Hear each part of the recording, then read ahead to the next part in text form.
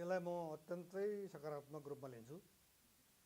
किनभने हाम्रो चाहिँ भर्खर एलकेजीमा के अरे नर्सरीमा पुगेको बच्चा नर्सरीमा टेक्दै छ, उसलाई उसको काँध चाहिँ निहुर्ने गरी, काँध लत्रिने गरी एउटा ब्यागमा चाहिँ किताब हालिदिन्छु होइन।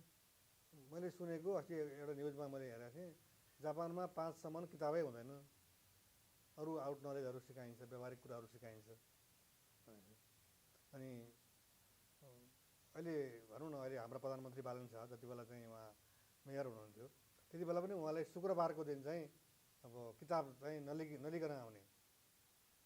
त्यो एक किसिमको विद्यार्थीलाई एउटा रोचक र रचनात्मक जस्तो लाग्ने, कि खुसी लाग्ने, मजा लाग्ने, एउटा चाहिँ खुसी दिनु पर्यो नि शिक्षाले। विद्यालय भनेको बोझको भण्डार मात्रै होइन नि त, विद्यालय जान खुसी लागोस्। जस्तो अहिले चाहिँ अब विद्यालय नै 5 दिन खुल्दैछ, अब शनिबार र आइतबार 2 दिन बिदा दिने भनेपछि अब यो शिक्षा क्षेत्रमा पनि लागू भयो भने त 5 दिन बाँकी रहन्छ।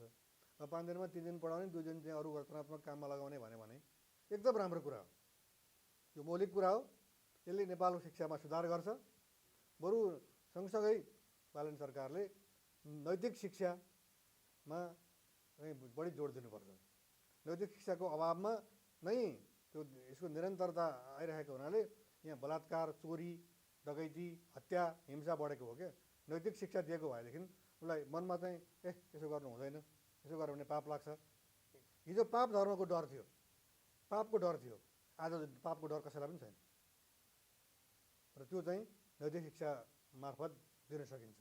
त्यतापट्टि पनि बालन सरकारको ध्यान जानुपर्छ र उहाँहरूले चाहिँ 3 दिन पढाउने, 3 दिन चाहिँ अरू रचनात्मक काममा चाहिँ विद्यार्थीलाई लगाउने, श्रम पनि सिकाउने, अरू तालिमहरू दिने भन्नु हो, त्यो रचनात्मक हो, अत्यन्त स्वागतयोग्य कुरा हो।